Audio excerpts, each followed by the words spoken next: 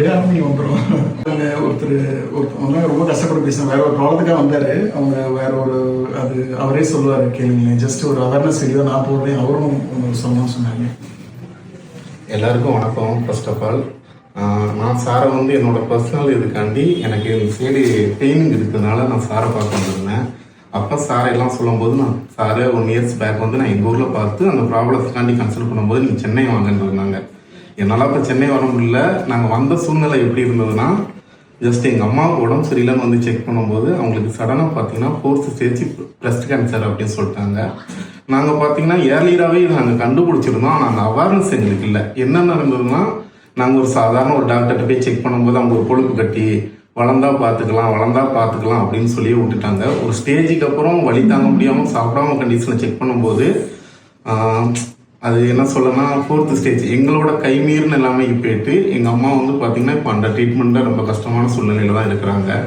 இதை நான் எதுக்கு இப்போ ஷேர் பண்ணி சார் மூலமாக உங்களுக்கு சொல்கிறேன்னா, எனக்கு வந்த சூழ்நிலை இந்த இனிமேல் யாருக்குமே வரக்கூடாது. ஏன்னா ஒரு கேன்சருங்கிறது வந்து இன்னும் நிறைய பேருக்கு அதை பற்றின சரியான புரிதல் இல்லை. அது பரவக்கூடிய நோயே இல்லை. ஃபர்ஸ்ட் ஆஃப் ஆல் நீங்கள் பார்த்து அவங்கள அன்பால் கவனிச்சாலே அவங்கள லைஃப் லாங் கொண்டு போகலாம். ஆனால் இதில் என்னன்னா, நம்ம அந்த கேன்சர் தான் கண்டுபிடிக்கிறதுலே நிறைய டிஃபிகல்ட் இருக்கிற மாதிரி இது பண்ணிட்டு இருக்காங்க.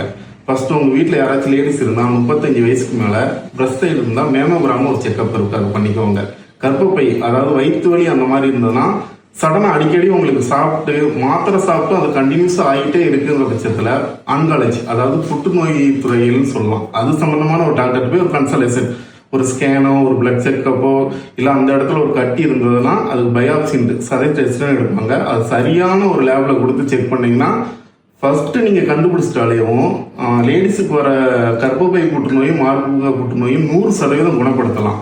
இது அதாவது என் குடும்பத்தில் நடந்தது. இனிமே என்னோட அம்மாவுக்கு நடந்த மாதிரி இன்னும் எந்த ஒரு அம்மாவுக்கும் நடந்துடக்கூடாது, எந்த ஒரு அக்கா தங்கச்சிக்கும் நடந்துடக்கூடாதுன்ட்டு ஒரு ஒரு நல்ல எண்ணத்தில் சொல்கிறேன். தயவுசெய்து இதை எல்லாத்தையும் போய் சேரணும். சூப்பருங்க. ஆக்சுவலி இவர் சொல்கிறது ரியல் ஃபேக்ட். அவர் என்ன சொல்கிறாங்கன்னா, ஸ்டார்டிங்கே பார்க்குறீங்க ஏதாவது கம்ப்ளைண்ட்ஸ் இருந்தால் பாருங்கள். அவங்களே ஏதோ ஹாஸ்பிட்டலில் இங்கே ஏதோ காமிச்சேன்னு சொன்னார். காமிச்சு அதை அப்படியே ஒன்றில் விட்டு இந்த அளவுக்கு இருந்தால் ஏர்லியாக டயக்னோஸ் பண்ணிக்கலாம். ஸோ கேன்சர்லாம் ஸ்டார்டிங்கே பார்த்து நல்லா சரி பண்ணலாம். ஸோ அவங்க ரொம்ப கஷ்டப்பட்டு சொன்னார். எனக்கு கஷ்டமாக சரி நீங்களே சொல்லுங்கள் எல்லாருக்கும் அப்படின்னு சொன்னேன். இதெல்லாம் பயங்கர ஒரு ஃபேமிலியில் வந்து அனுபவிச்சதுனால ஒரு இவ்வளோ எக்ஸ்பீரியன்ஸாக ஆன்காலஜி, பயாப்சி, மேமோகிராம் எல்லாமே பேசுகிறாங்க. ஸோ ஏர்லி ஏதாவது கம்ப்ளைண்ட்ஸ் இருந்தால் வலி மாத்திரை வாங்கி அப்படியே போட்டு ஓட்டாமல் ஃபஸ்ட்டு உடனே போய் பாருங்கள். ஜஸ்ட் சொன்னாங்க. தேங்க்யூ.